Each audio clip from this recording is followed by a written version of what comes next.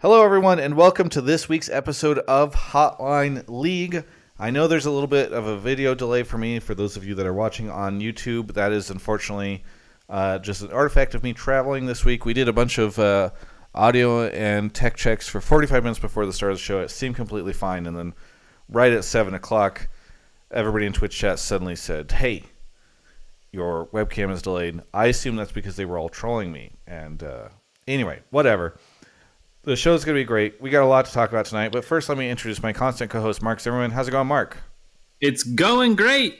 I'm here. And anything else? And I don't know. You tell me. What else is there to talk about?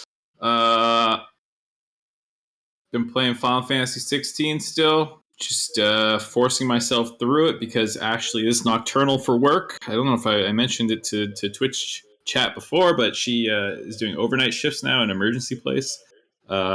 So when she's not working, we're both nocturnal. We went to like boba at like 1 a.m. last night, and I love it. I love being nocturnal. Just no one is around you. But there's also a lot of nights where I'm just, hanging out. So until all the other good games drop, which it's a banger year, I realized too. I got Baldur's Gate 3 where you can fuck a bear. I have Starfield. I got Armored Core. I got the expansion pack coming for. I never played it. Whatever the Cyberpunk game. I never played Cyberpunk. Yeah. Great. Well, we'll talk more about all that in a second. But first off, about fucking bears. Guest co-host this week returning is none other than Cubby. How's it going, Cubby? Great. I'm pretty intimidated now by that intro from Mark. I do I have to be worried around here? It's a druid. It's a wild shaped druid. What are you worried about? Nothing. It's a game, but no, all's good. I casted 5 out of the 6 Challenger League games today because then my internet shat itself, and that was 100% what happened. And definitely not, me unplugging the cord to try and make sure that we got to Hotline League on time, which didn't happen at all. But dude, no. Cubby knew. He was like, all right, nobody's watching an ACL. It was a good series. Let me get on Hotline League. EG 2-0'd FlyQuest Challengers. You guys, if anyone's following Challengers, you'll realize how surprising that is. But I was bummed I got to miss the last game. But hey, glad to be joining you guys today. Is EG Challengers bad? They have not been able to get things together. The roster should be good, but they've been playing bad. But they had a top lane swap, which I think is going to be an upgrade for them in the long haul. Shaden's definitely someone that has been rank 1 and rank 2 on the ladder in the past. Then Ryoma and King are going to be familiar names. King's actually been playing really well this split in Challengers, so that's been good to see. He's been really good, and he played really well today. So it was a really good 2-0 against FlyQuest, who are our 2nd seed right now in Challengers. Gotcha. All right, well, for more Challenger updates, stay tuned to Cubby. All right, thank you to Alienware for sponsoring this episode. Really appreciate it. We'll talk more about them later on. But yeah, I guess I know we're starting a little bit late, so we can't spend too much time on this. But Mark, what's been your update? What's been going on for you content-wise recently? The Are You Smarter Thans and Catching Up with Double Lifts have started coming out now. That's pretty much it. Playing the show as usual. Not too much there. In terms of watching things, started the new season of Alone. Always like that. Watched the first half of Witcher. I guess they're doing a split thing. It's fucking whatever. It's fine. Is it worth the watch? No. All right. But if you're like me, you'll watch it. Kobe and I are 2 episodes into the season, and I will say that in the first, I don't think it's a spoiler to say this, so Mark's going to do his normal thing, where he freaks out about spoilers. In the first episode, there is a fight scene where it's like the show's going, and then there's a fight scene where you have Henry Cavill just start doing awesome choreography, and like the Witcher soundtrack plays, and I'm just like, this is all I need. Like, this is the fight scene was actually really well done, I think, in the first episode, and I think I don't know, I'm just like, this is great, this is fantastic, thank you for this, Witcher. Like, this is what I need. So I mean, I'm sad that it's just the final season, but I'm excited to see what they've got in store with us. I actually just can't wait for Henry Cavill to fuck off so I can get Liam Hemsworth in Nope, here. this is the final season, Mark. I don't know what you're talking about. I can't wait for Liam. No, I mean the show's like okay. I don't know who It has that those is. moments. Anytime Ciri, Yennefer, and Geralt are like just like being characters and like existing together, the show like almost makes it worth it. And then you'll just like go into like La La Land of like stupid politicking that like doesn't make sense, and like characters will just like start appearing places and it doesn't make sense. And then the last episode of the season, in terms of a structure, it's like they wanted to do something really cool and clever and they copied it because it's done in a lot of other kinds of media, but they just had no good reason for doing it that way. And it is the most painful episode of The Witcher I think I've watched so far. The end of season 5. Okay. Or the fifth season fifth episode of this season. Interesting. I watched Past Lives as well. Overrated. Sorry. What was overrated? Past Lives, overrated. Fine. Okay. Good movie, great directing, good writing. Yeah. So I'm in Seattle right now. I flew to Vancouver. Yesterday I hosted a meetup and we did a draft. So thanks to everybody that came out. It was really fun. But one of the things that I think I've mentioned in previous episodes was that I was rewatching using a rewatch guide, Doctor Who. And I think what Doctor Who does so impressively to me is it will create like the corniest, goofiest shit, but still make it feel so fucking epic. Yep. So at the end of the last 2 episodes, the 2-parter in season 4, it's not a spoiler. They do this thing where because at the time they had like a kids show going with like a former companion of the Doctors from like way back in the day, and then they also had like Torchwood going at the same time, which was like a spin-off show as well. And then they had like previous companions from David Tennant. They do this sequence at the beginning where it's just like you start cutting between all these characters and you realize that they're all going to converge, and you're like, oh my god, we're even bringing in like the corny shit from the kids show and all that stuff. And it should feel so cringe, but instead it just feels all epic as shit, and it's so goofy, and yet it's so good. And I don't understand why or how they're able to do it, but it's so good. So I'm probably I'm almost done with David Tennant, and then on to Matt Smith, and I am probably not going to watch anything after Matt Smith because I feel like I'm just not interested in really the show after that. But as you're sexist, yeah, it's been very fun. Nope. The Doctor after Matt Smith is an old white guy named Peter Capaldi.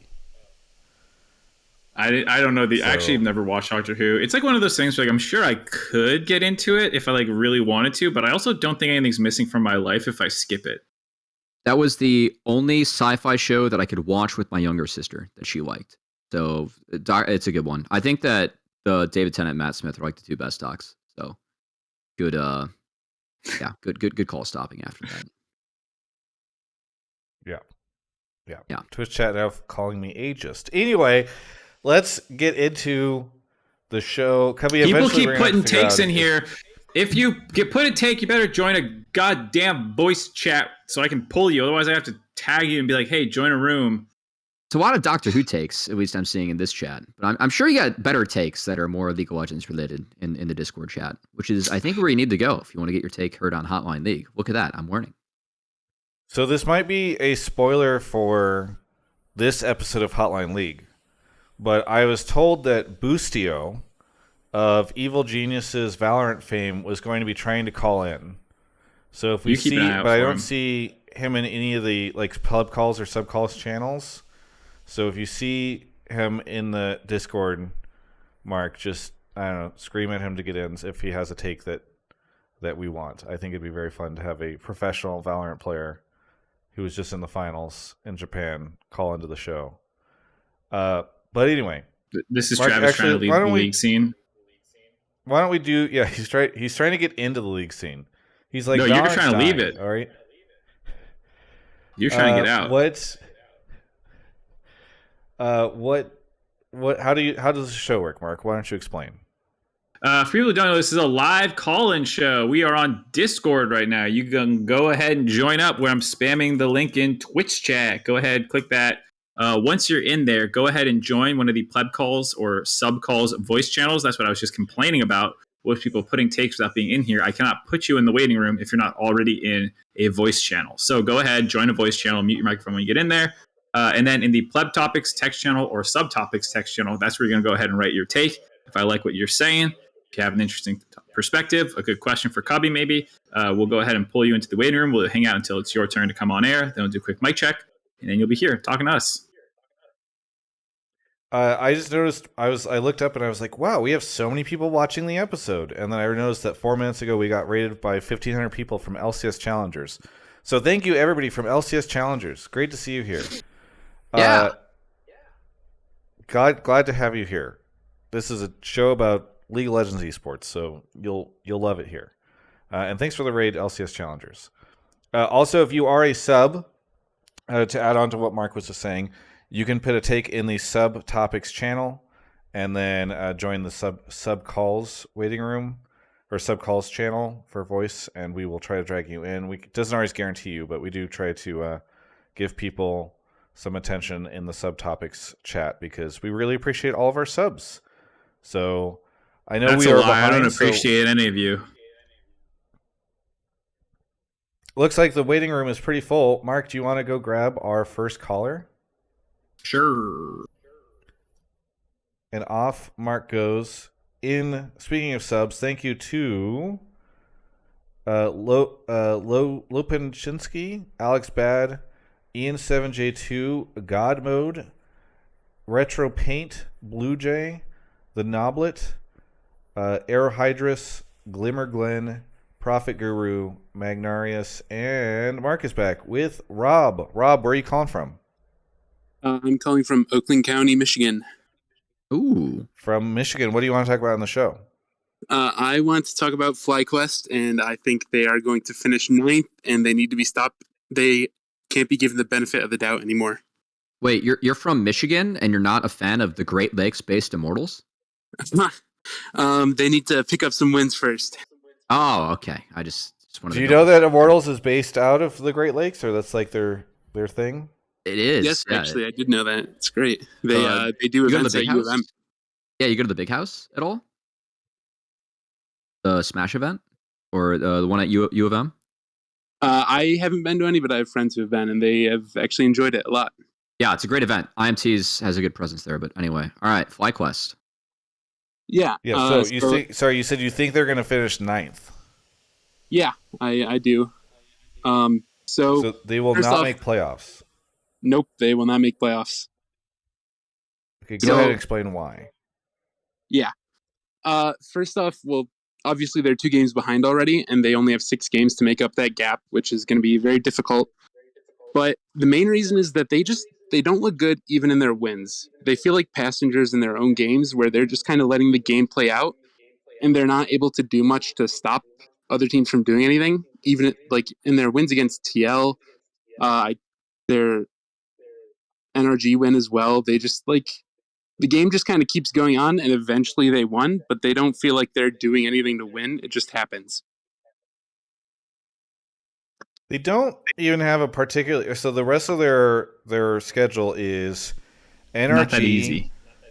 EG, Team Liquid, TSM, Immortals, and Cloud9. Yeah, so it's not like an easy path. I'd say it's about 50-50. They play some good teams and they play some mediocre teams. But if you need to catch up by 2 games, then that can be really tough over the course of 6.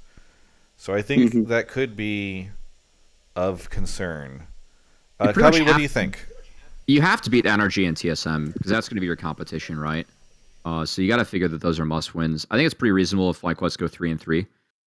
Just call it 50-50. I think my issue with FlyQuest so far has actually been that I think earlier in the season they were drafting like split identities, and I can't really tell you what the identity of this team is. And I think that's a big difference from Spring, where Spring, it was like very clear that like, hey, we're going to play to go neutral in the early phases of the game, we're going to take champions that can be better later, and we're going to execute that really well. Like that's why they had so much focus on like the Amumu and Maokai picks early on in the season. It was just make space for Prince and Mikko to team fight.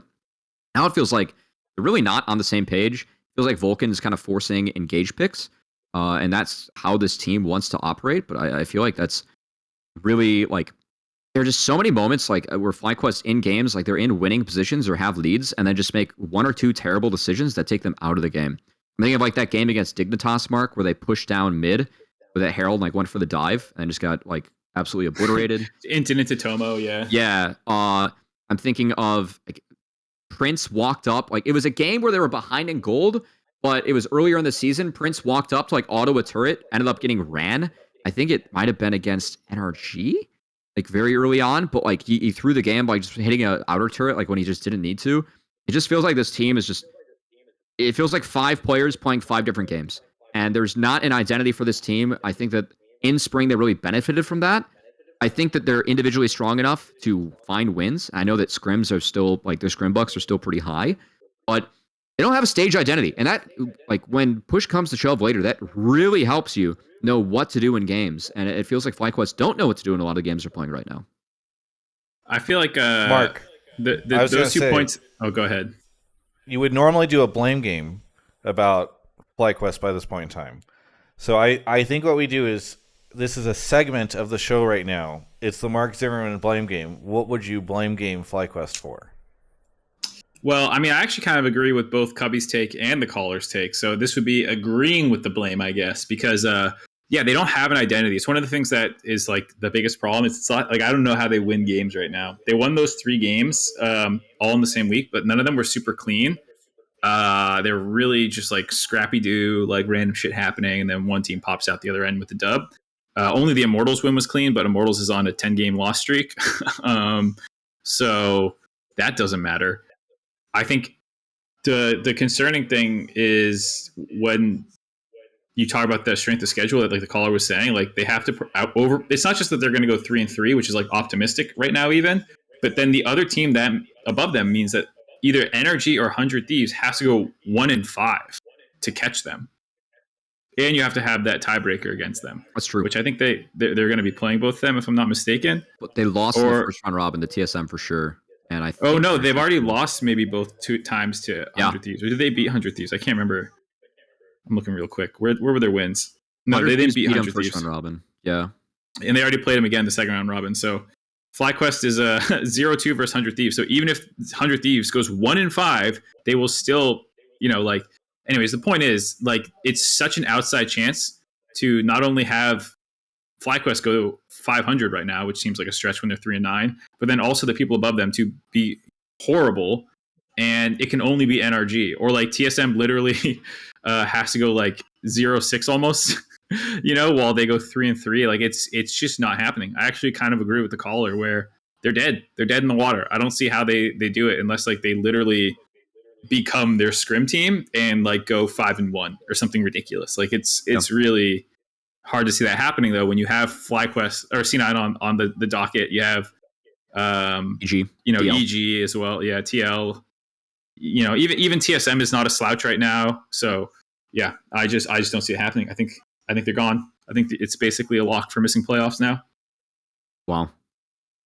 The other thing that is notable in blame games, Mark, is you tend to have people who are like, oh, here's who's to blame for FlyQuest not doing well, right? Where like one comment will be like, this is all I don't know, Vulcan's fault, and he picked that fight and then he showed up and now he sucks. Or like Vikla was like the biggest disappointment ever. It's clearly Vulcan's fault. Look at this team from spring compared to now. Even Ayla won more games than this, didn't he? Actually, EG have won more games than all the teams where they sent the 4 members from last. I meant spring on FlyQuest. He won more games than this. I'm pretty sure, but I'd have to double check. He played half a split. Wait, how many games did Ayla win in half a split on FlyQuest versus Vulcan? Oh boy, let me go look at this. While I dig this up, I'm not actually blaming. It's a total team collapse. I don't know how you blame any one person. Like they're all fucking up. I think Vikla's the biggest like individual standout bad player, but he's not so terrible that like if he played like this and the rest of the team was like smurfing or anything, that like they would be 3-9 if he was the only one playing bad. You know, He's been pretty bad though. It's been honestly a bummer to see from Vikla, who of course was the LCK Rookie of the Year last year, and now is, kind of struggling in LCS. It's been tough. I think he's been a little bit better the last 2 weeks, but those first 2 weeks when they won 0-6, I thought Vikla was like, there were some games where like Azir ults were just catching air, or he's just like anti-ulting or like pushing up his anti at the wrong time. It's tough. yeah, I checked. Ayla definitely won more games, so there you go. It's tough. I don't think Prince is playing well. I think like Impact's maybe the one playing closest to his spring form. There's some games where Spica's fine, but there's also ones where he's not. Like Impact's just on Renekton duty, and I feel like there are very few games where like his Renekton's actually just been like game changing or game winning. Yeah. Which it's not like he's playing bad on it. Like he's doing his job, but it's almost like being used as a band-aid to make sure that like one lane doesn't lose. Yeah, I think coaching staff, obviously, if your team's collapsing, you deserve a look at. Song has had up and down history in America. There's some teams they seem to do well with him. There's some that do not do that well with him. I've heard from different orgs, different levels of satisfaction with his coaching. So, like, you know, who can say? It's a little bit of everything. This is one of those times I give you an unsatisfied. Sometimes, Travis, in the blame game, when people ask me to assign blame, I give them a very boner flop of an answer where I say, well, it's kind of everyone. People saying your audio's stuttering. I'm not sure why. You're Just stuttering. keep letting me know Twitch chat while things are going on. He didn't glitch on my end, so I don't know. It must have been an XSplit issue. I apologize. Yeah, I just don't know. I honestly feel like the FlyQuest stuff is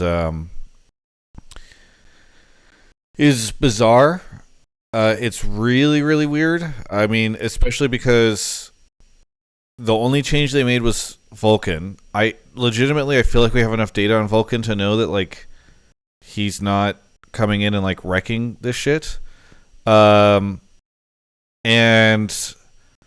I honestly think the biggest if FlyQuest do not make playoffs, the biggest group they should blame is Dignitas. Because Dignitas is supposed to be down there with Immortals, and they've like ceded their spot and like moved all the way up the rankings, and so it leaves a hole for FlyQuest to fall into, where if they had normally what are we saying they're going to finish in standings? FlyQuest would be 6 and 12. I think normally 6 and 12 would get you through because Dignitas would be sitting at like 5 wins or something like that. Travis, how can you blame Dignitas? How can you blame Dignitas? When you looked at this roster that Dignitas put together in spring, did you think that they would be the worst team in the LCS in spring? No. I just mean as an org. Like, Dignitas as a brand is not meant to make playoffs, you know? They're not doing their job by actually succeeding. So yeah, it's supposed to be Immortals and Dig at the bottom, and they're missing their fucking note, you know? Well, Golden Guardians have been ruining that for a little while now. They're supposed to be terrible too. They were good in spring. Everything's a little topsy-turvy. People thought TSM would be bad. Golden Guardians has been decent for several years now, right? Was there a year when was the last time they failed to make summer playoffs? They haven't won more than 10 games in any regular season still. They still haven't done that. Yeah, that's true. But they always figure out a way to make playoffs. Until last season, yeah, but until last season, or last split, they had only won a single best-of-5 playoff series ever. No, 100%. But we're just talking about the teams that are meant to fail to make playoffs. Dude, I'm telling you, Golden Guardians is one of the perma bottom feeders who like turned it on for once. And has kept it on. Props to them. Yeah, they're great. Licorice has been really for good years. For years, yeah. I mean. Yeah, for years. Travis, is like Hunter in your DMs right now or something? He's left the team. One, Hunter's not even there anymore. 2, I know, that's what I said. When was the last time that Golden Guardians didn't make summer playoffs? I mean, I don't know. Let's be I'm honest, pretty guys. sure like 2 years ago, probably. Let me Summer check. playoffs, it's 8 teams, and if you're a 7 and 8 team, you have one life. It feels like a participation award, like for real. Yeah. Yeah. I really hate the 18 playoff system. By the way, they snuck in at they snuck in at 8th in 2021 and got 3-0'd by C9 and went home. They took their ball and they went home, and they showed up with a fucking 4-31. A 4-31 I am so record, which was confused. tied People are broken with like shitting on me in Twitch chat and being like, he's so Golden Guardians biased. He's trying to get a Golden. I'm not saying that Golden Guardians are this like historically amazing team. I'm just saying they usually make playoffs. Is saying a team usually makes playoffs a like sign of some sort of incredible bias now? Is that where we've gotten in the LCS? Yes, it is, because you're trying to say that they are not. They're one of the historic bottom feeders of the LCS. Like, they had been traditionally one of the bottom feeders. They had gotten multiple 10th places. You know, like, they usually, like Cubby said, if they make playoffs, they sneak in and bust her out. It's not impressive. Like, you know, Immortals has done that. Dignitas has made playoffs plenty of times. In spring, all the time. Dignitas gets 6 and then loses in playoffs. I struggle so much with the wiki system. Like, I'm not great about navigating between like multiple seasons and splits and all that stuff. And I need to get better at this so that I could be like, yo, Dig normally doesn't make it or something. I don't know. Whatever. I'm telling you, I can't. I was helping you out. I was saying 2021, they made playoffs with at 8th place with a bad record, and then they busted out and died. And in summer they did the same whatever. thing. They Anyway, made we're 8th place with a 5-13. Yeah. We're talking about point is they're dead in the water. They're dead in the water. So we can declare FlyQuest out of playoffs essentially already? I mean, even if they do make playoffs, they're going to have one life, and that's a big deal as well when it comes to going to Worlds. So no, that's true, but I think I think not making playoffs, like, it is embarrassing if they get eliminated early in playoffs, but at least they made playoffs. Getting bottom 2 and not even make playoffs, 80% of this league gets through. That is like the biggest embarrassment of any team this year. Especially when you factor in spending on that roster compared to the other ones that will get in above them. It's definitely a pretty big failure. If only there was this alternative to build rosters that did involve spending heavy money on these. Their challengers team is second right now. Put them in. Fuck it. This season's over. Faisal doesn't have a visa, unfortunately, or else maybe. Cut them all. Put your academy team in. Academy pulls double duty. They'll play academy and they'll play LCS. Work them to the bone. Rob, are you a FlyQuest fan? It's challenging. I wouldn't call myself a fan. No. Okay. So what do you? I guess the last question I'll make here is is what do you think of all this? Like, what are the takeaways if you're right and FlyQuest doesn't make playoffs? Because you have the position. We seem to think it's probably very likely. What is the takeaway?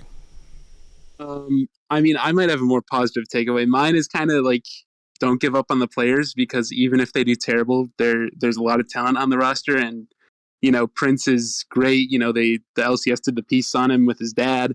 Vulcan's been around forever. Just don't give up on the players just because they're going to do bad. That's my takeaway. I'll agree with that. I can see any of these guys next year having a great year. I don't think the issues with FlyQuest, it's not pointed at any individual. It's just that it feels like they're playing 5 different games of League of Legends as a team of 5. Yeah. All right. Well, hey, thank you so much, Rob, for the call. Anything you want to say before we go on to the next caller? Is this for shoutouts? Yes. Yeah. Well, I kind of have a question. Mark, do you have a letterboxd? Ooh. No, I don't. I really should log everything I watch better, but I don't. All right. Well, if you do make one, please tweet it out. That'll be my shout out. Also, shout out Alienware, of course. Thank you, guys. Yeah. Thank you so much for the call, and we'll catch you next time.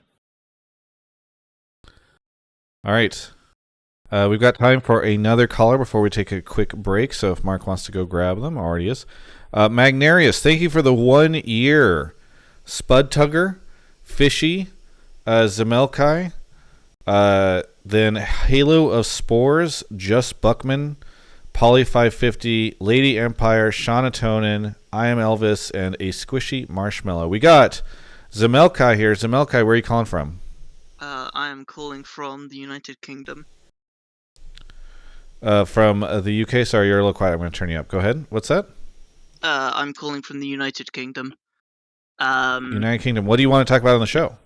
Well, so I'm actually representing someone else's take. I'm representing Zom is take, but that based on the success that we've seen NA Talent have this split, it looks like Orgs lied to us for years about it not existing. And this is a take that I also agree with, in that, like, we've seen both just the entire EG roster, but then, as much as I was a Ruby hater, I don't think the Insanity situation is quite fully fair and needs a bit more time to play out. But generally, it does feel like there's been a weight of evidence of teams that have the GM style of just how can we shoehorn in imports doesn't seem to be working, even to the extent that Team Liquid have broken up TLCK to put in APA because Harry was having issues in mid lane and either got subbed out or subbed himself out, and so they've brought up their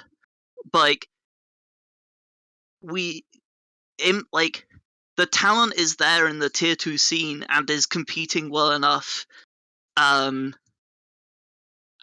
has it taken this long to happen? Let me tell you.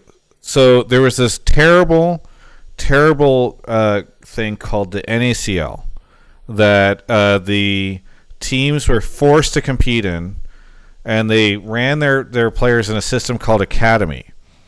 And now that the Academy system is broken and teams have uninvested, these talented North American players are finally able to showcase the bonds of the North American development system have loosened and freed them to showcase how good they can be. Cubby, you agree, right? Based and agree. Yeah, exactly. No, I mean, so we talked about this a little bit last show, but it is interesting because it is popping up a lot in my interviews that are coming out this week to plug them. I have an interview with Insanity. We talked about it in the Double Lift interview. And a couple other Fudge, and I talk about it, where it is I almost feel like the more interesting conversation is, yes, this is very clearly the case. It's very clearly a trend that we're seeing demonstrated in the LCS this split. Will any of the people that make decisions around roster building notice going into next year? And that is where my faith is lacking. But I guess before we get to that part, Cubby, what do you think of this? Because obviously you're in on the NA development side. What do you think of the fact that we're seeing players like APA pop up? And it's pronounced APA, correct? Yeah. Yes. Yeah. I mean, I think that it's in a way, yeah, it always has been there. I see APA and Insanity doing well in LCS, and all I can think about is it almost adds fuel as to why Copy retired. Who is a player that I would say was on the same skill level of each of these players and decided to not start this split or not play anymore at this split after he didn't get a starting spot for LCS. Retired, yeah.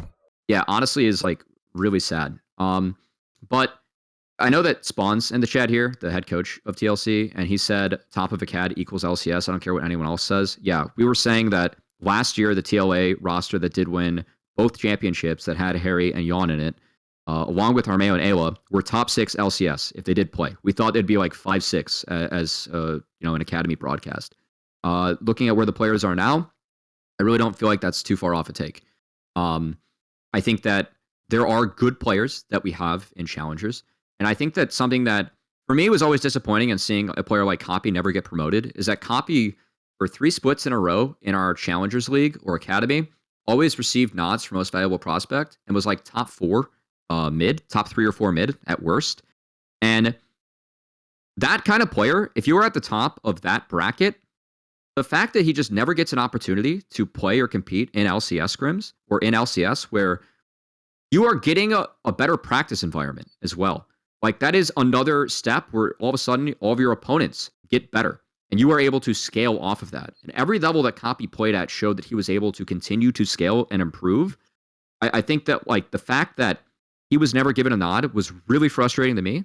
And seeing Insanity and APA do as well as they are now almost makes me feel like it adds more fuel as to why Copy retired, because in a sense, he knew that he was good enough to play and do this, and he was just never given the opportunity, and he was done with it. I'm pretty bummed that like that's the case. There are other players further back. Everyone will mention Five Fire as another mid laner. I'm going to mention his teammate Value, as they won the first ever Proving Grounds as an amateur team, where they came in and beat all 10 LCS orgs in Proving Grounds as a roster. Value was someone that like just never got a shot off that for whatever reason. He was a really good marksman back then. Yeah, I think that people have been passed up on for a long time. And I think I'm really sad that it took players doing well in order to do that. And it's not just these guys, by the way. Like Dokla came through the system again. He was an LCS pro, went back through the system and got a lot better from that. Armeo as well. Challengers and Academy was a place for him to keep on honing his skills. He was consistently top 10 in CQ. I said it was the biggest crime of the offseason that he didn't have a team after 2022 going into 23 spring. Look at him now in summer. It's not just because he coached Blabber. He was this good the entire time.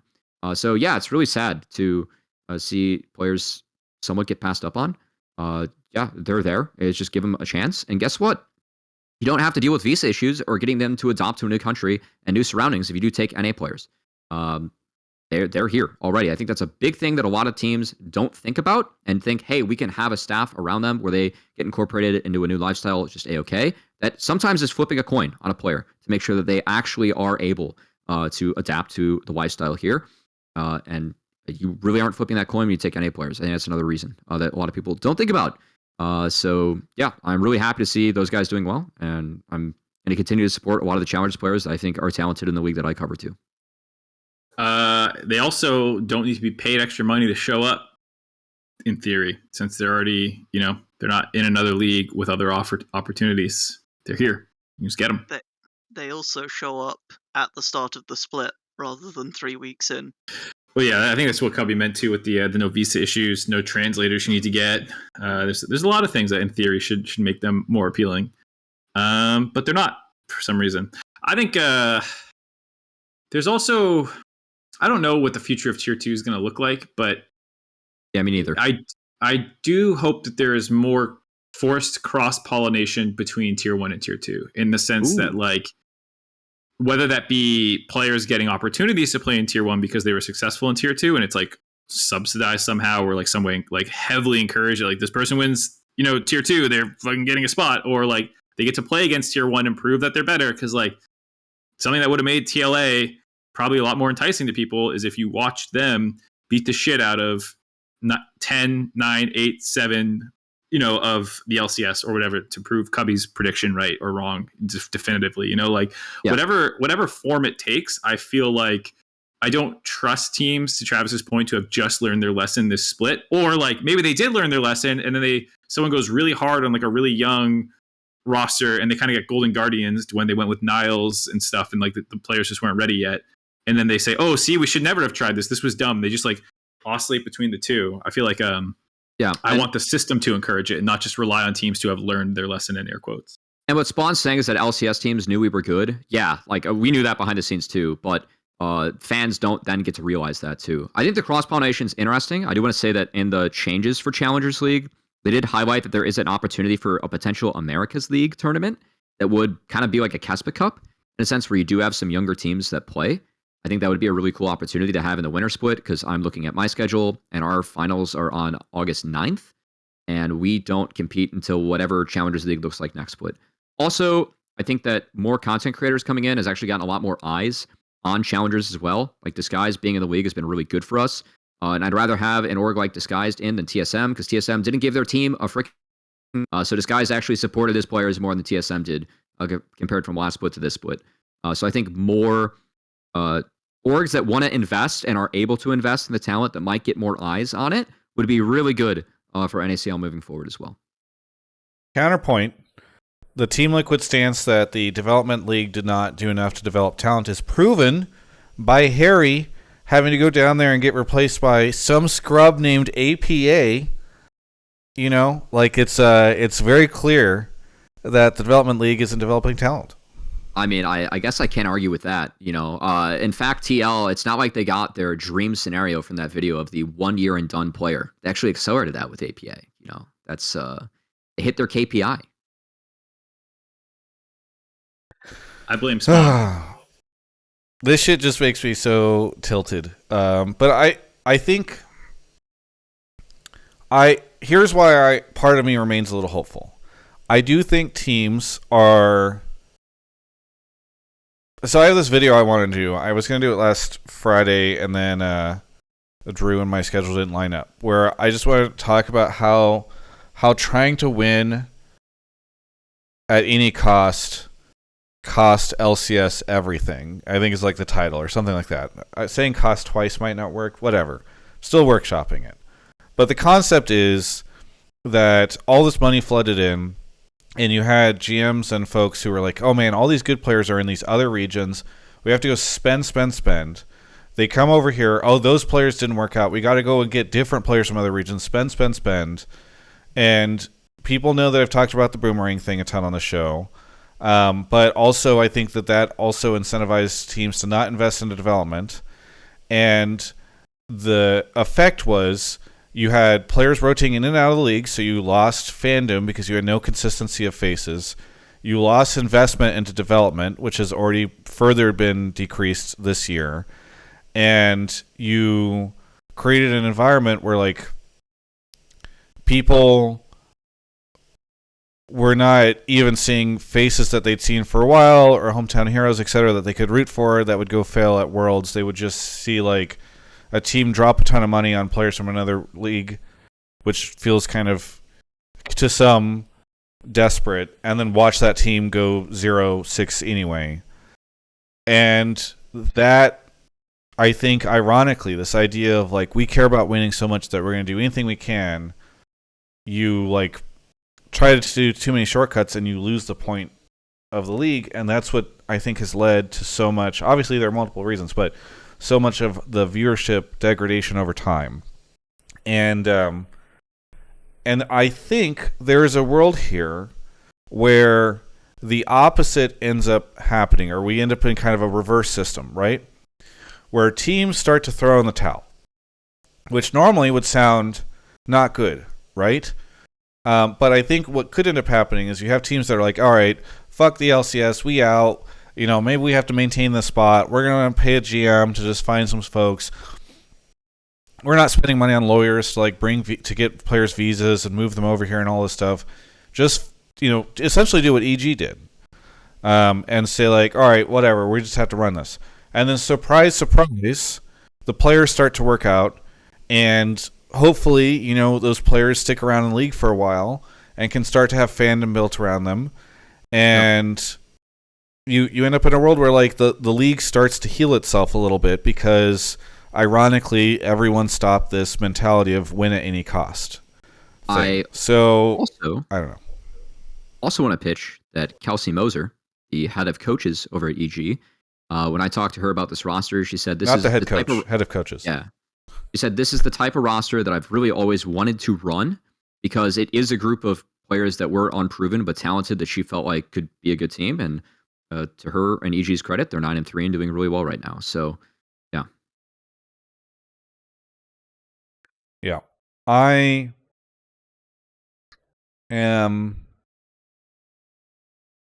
I'm just hopeful. I'm skeptical and hopeful somehow at the same time, where I worry that team owners and team ownership are not capable of reading the room and looking at the results for this year and making decisions accordingly. But I am hopeful that they will be forced to because of economic and market conditions, which is so fucking funny, right? But here we are. I don't know, Mark, what do you think about all of this? No, I think we need to buy a couple more imports, and you're all fucking idiots. I mean, Noah could have came to NA. That would have been pretty sick. He's doing pretty good over there in Fnatic. Right. Well, anyway, caller, thank you so much, Zemelci, for the call. Anything that you want to shout out before we take a quick break? Yes. First shout out, Bungo Stray Dogs Season 5 starts literally tomorrow, and I need Mark to watch it because I need his thoughts, and I've read the manga, and it's gonna go so hard.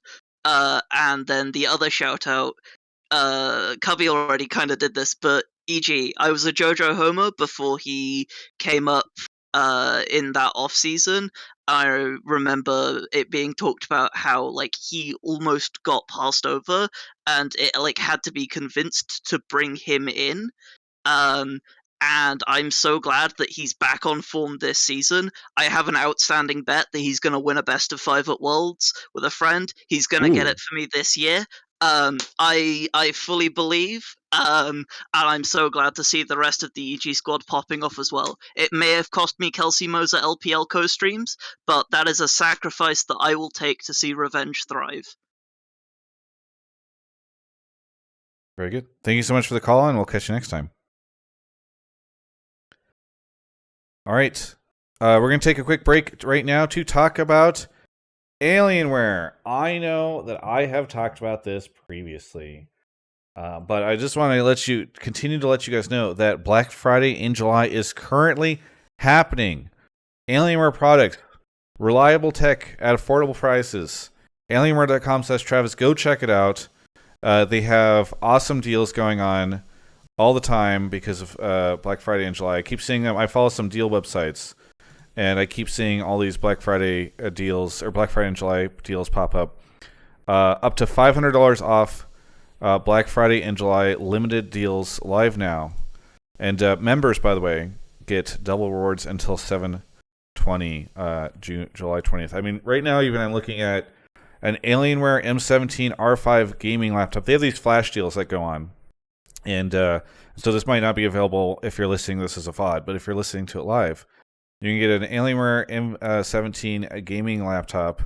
This thing normally $2349.99, marked down to $1,199.99. So 49% savings on that machine. They have their 34 curved QD OLED, which I love this monitor. That's the one that I have on my desk at home. That thing is marked down. They have all sorts of deals going on all the time. So go check out Black Friday in July. Power your perfect summer over at alienware.com/Travis. And if you do purchase anything, I know a lot of people come in there like, oh, Travis, what's the code that I enter in the back end so that people know? Or, oh, Travis, I bought this and I want to make sure they know. Here's the trick. If you want to help support the content that we make sure if you're going to purchase something, you do so at alienware.com/Travis. If you just type that link in, then you can navigate however you want around the site, through the Alienware site, through the Dell site, any of that. They will know that you purchased it because you listen to this show or you watch my content, etc. There's a link in the description over at the YouTube channel. If you're watching this, I think it also makes it into the Spotify description, all that stuff. So please continue to do that. But thank you so much to Alienware for sponsoring the show. Really love having them as a partner. And again, be sure to check out those amazing deals over at Black Friday in July. All right, we're ready for the next caller. Mark is off to go grab him. We've got D-B-Rock, who is Brock, I believe, giving 1,000 bits. Really appreciate it. Stizzle Swick for the Prime, and Cozy Coffin as well. Thank you, everybody, for the subs. The summer is often a time where viewership and sponsorship and all that stuff kind of lags for a little bit, so I do really appreciate all the subs. All right, we have Boostio here. Boostio, where are you calling from? Los Angeles. Los Angeles. And normally I would ask, what your take is, but can you also provide some context? What do you do for a living? Oh, yeah. So I'm Boostio, guys. I play for Evil Geniuses Valorant in the franchise league. We just got second at Tokyo for the best team in the world. Yeah. Very good. And what is your take for the show tonight? Based on my own experiences the past 7 months, I've been on EG hanging out with the league players and just around the whole scene. I've just heard through the grapevine some of the work ethic and passion and stuff like that has been really weak from NA the past 5 years or longer, or a very long time. And I've been a fan of League for a very long time as well. So when I heard it, it surprised me. It surprised you why? Share... Oh, sorry. What's up?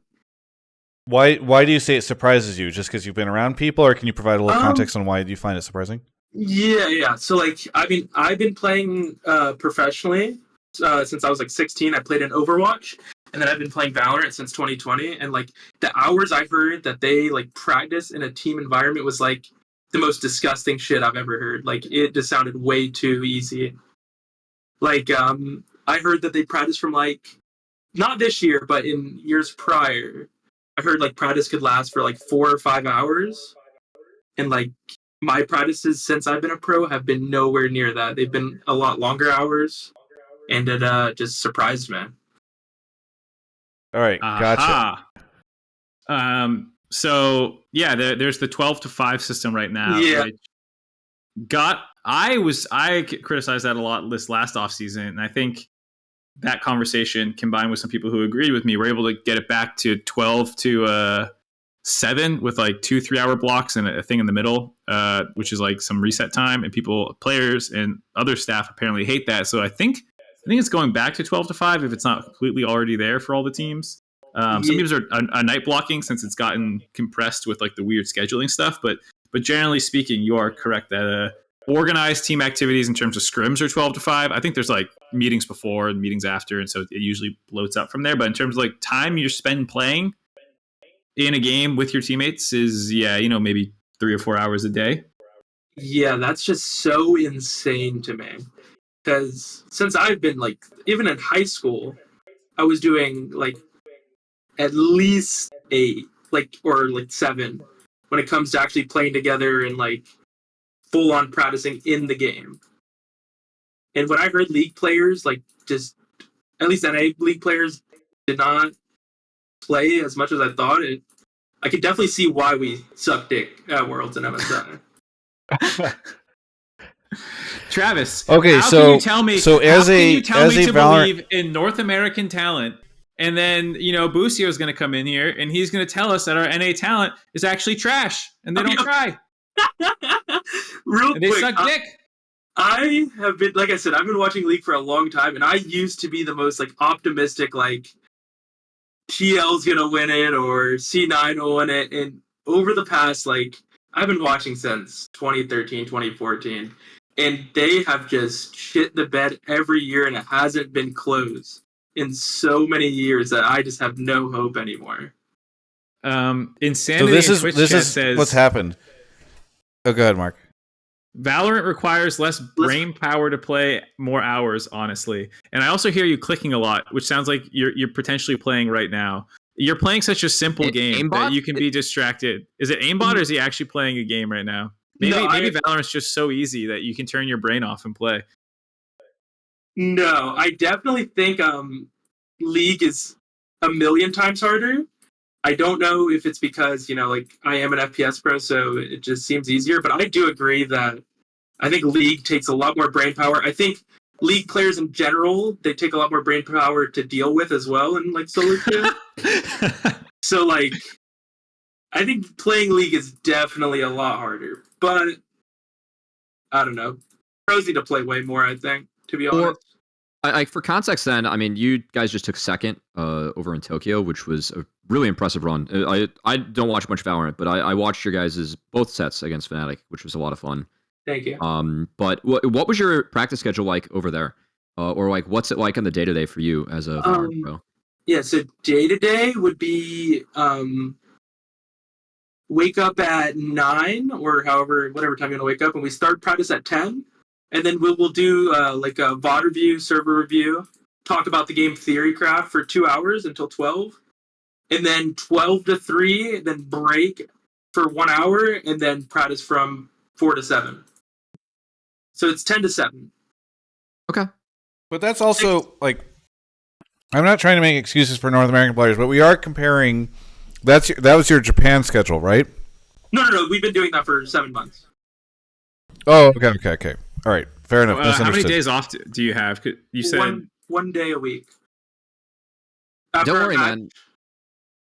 We have Astralis who has 6 months off, so I wonder what they're going to do in that time. I mean, dude. Do you? What's up? Go ahead. No, you go. I was gonna say, do you feel yourself burning out at all? Like how tough has the schedule been for you? I am so burnt out. It is insane. Yeah, I'm definitely. I am on the side of a lot of practice can be really bad, but if you don't practice enough, I think that can be even worse. But so far, if you win in Valorant, it's just like League. If you win, you're just playing in all these tournaments. Yep. And so we've been playing straight for the last 7 months, and it's hard without like a real break. So I'm definitely more on the burnt out side than like feeling good side. Boostio. But don't you have champions? Is it champions? Yep. Coming up? Yeah. Yep. So And is it 1 month. bad that you're burned out like what, a month before champions hits? Yeah, I think it fucking sucks. But what can you do? We're pro players. We just have to keep playing. That's true. Okay. I'm not trying to defend the LCS stuff. I am just saying there's like a balance here, right? And I am worried that like you could end up suffering perhaps losses at champions. Hopefully not, but that you wouldn't suffer if you weren't burned out. Yeah, I definitely agree. I think, but I think it's the way that Riot schedules it, to be honest. Like, because as soon as LCQ's over, I mean, more than half the NA teams are going to be done for 5 months, just like Astralis is in League. Like, the season is not like throughout the whole year. It's kind of just jam-packed, and it just, no matter what, if you win, you're going to be burned out. But now we get to the real meat of this, which is the villain in all of this is not the NA players, but Riot Games. No one cares about Riot Games. Snoozer topic. Here's the real question. What happens when China decides they love Valorant and they put the full weight of their esports machine behind it with their 100 million player count from League and stuff, and it goes on 10 years without North America winning a title? Boostio, will you still be putting in the hours then? China will never be better than NA, for one, in Valorant. Ooh. Oh my god. No. Let's go. China or, I mean, I think some Korean teams can do it. But the reason I say this is because I think for League, like, it's back to my first point, is that I don't think these players have been playing it, like, since the game came out. They haven't been playing enough in practice. When all these Korean players have been playing for 10 years, a shit ton of scrims, and they haven't done it. Travis and I get to clip this again. It's happening again. History repeats I itself. get to clip this. But Find the double lift take, Travis. Play them back to back. But Boostio. NA Valorant, what's up? Boostio, you have just made me so much money a couple years from now, and I really appreciate it. You don't know this, but I have a video from State of the League back in 2011 when Doublelift said, "Oh yeah, there's no way the Korean teams are ever to catch up to EU and NA," and I said, like, why do you think that? Isn't that bold? He's like, no, because we've just been playing for longer. Like, their server's just coming on now. Like, they can't catch up. We're way ahead. And it just aged so fucking poorly. And that clip does so much for me. And so I just appreciate you so much giving me the Valorant version. That is so good. No, but my version's 100% fact. I promise you. Because we will actually grind. We will make sure these Chinese teams will never be close to us. Only the Chinese. I think the Korean teams could do damage. I think any of the Asian teams could do damage, but China's 3 years behind. And, I mean, if we play enough, they will not be... I don't think they'll be close to us. I've never been more invested in the future of Valorant than I am right now. I respect it. I come in here, flame League pros for not practicing enough, and then saying you're going to stuff China no matter what happens. No, we will... That is a hell of a take. I love it. Yeah. All right. Well, here let's throw to Cubby and Mark. Do you guys think League pros in North America are not practicing enough? I think that teams could do more work in the offseason because I've never heard of a structured offseason. And when I talk to some good coaches, that or at least coaches that I perceive to be good across the space, they always talk about how they actually want some more time in the off seasons to actually work with their teams and make sure that they can pick up things from there. So like what Boostio's talking about, playing 7 months straight, I don't think a single LCS team does. And I can guarantee you that Astralis is probably not scrimming right now. So I think there actually is a lot of value in what Boostio's talking about. Also, I mean, at one point, I tried to be a pro league player. Fun fact. I was never good enough, but I did play 10 games a day and put 10 hours into this, and I burned out within 7 months. So the fact that you keep on going at the level you are is pretty impressive and not easy to do. But I think that I think that more structured off seasons should be good. Spawn's saying that TL went to EU all the off season. I mean, it shows, right? Like they actually played much better coming back into LCS this time around. I don't think the majority of the teams do that though, Spawn. Can I say something real quick before we continue? Yeah. Go for it. Yeah. I would like to say, just before we talk about anything more, I did hit 300 LP Masters this season. So when I shit talk league players, when I shit talk league players, is because like I actually think that, like, on my own opinion, that they're just dog shit. And this game changes every 2 weeks, and you're still fisting them as a pro and something else. Holy cow! Okay, I hit it like in March or April, and then I had to quit like mid-season because I was playing too much League and not enough Valorant. So I was like streaming like 9 hours a day, and then I'd get back home and play League for like 3 or 4 hours. All right, so you actually have the Gomsu, the Gomsu of Valorant. Oh yeah, he was an Overwatch player. So I think, to answer your question, Travis, yes, because there are teams like Boostio is saying, is that like all the successful teams in League also like play 8 months straight, basically from January until Worlds. Like C9 is going to do it. They've been playing nonstop. Basically, you don't get a break if you're successful, because you just have to do all the things. I think that aside, Sven did an interview this past week that I think echoes my feelings a lot, which is like a lot of people, some portion of people in NA treat it as sort of a 9 to 5, and C9 does not. They're grinders. It sounds like they put in the most hours. You can have solo queue trackers. A lot of teams have this, like you can see the kinds of games, the number of games that people are playing. And I don't think it's like particularly impressive to their peers in other regions and even potentially in other games, according to Boostio here. Like I think the argument I've always made, and even this gets pushed back, is like they work harder than most people do. And people get really butt mad anytime I say this, but it's just the truth. Numerically in terms of hours. Yeah, but imagine like a garbage truck driver, Mark, or like a forklift. Their job's better. They play video games and they do blah blah. It's like, I'm not talking about qualitative. I'm not saying anything. They're paid better. I'm not saying anything. I'm just saying in terms of hours, they are objectively hardworking people. But if you're trying to be the best in the world at something or trying to win, and you look at what their peers are doing, they are on the lower end of League of Legends professional players in major regions. Yeah, that is objectively true. And so, like, if I can admit that they're hardworking by one metric, I can also admit that they are not hardworking by another metric. And I think there's truth to that. I think I've always said you have to have a pretty insane level of hubris to think that you can post the same results without putting in the same work as your opponent. If you you must think you're so much smarter than them that you can work less hard and still expect results, or you just don't actually expect the results and you're not being honest. But one of the two. I do have a question for you, Boostio. What kind of structure is there for some of the teams that do get eliminated early in these events? Like, do you think that are they scrimming during the off season? Are there like a bunch of in-houses that you guys play? Like what goes on for teams that get eliminated early? Are you talking about like the really bad teams? Like, yeah. Speaking? Yeah. I don't really know because I'm not really like close friends with a lot of these teams, but I think Sentinels put out a tweet, or a couple of the Sentinels players posted a tweet about a lot of these pro teams are literally not practicing, even though LCQ is coming up in like 3 weeks, which that's like the most important thing that they can play on to make champs.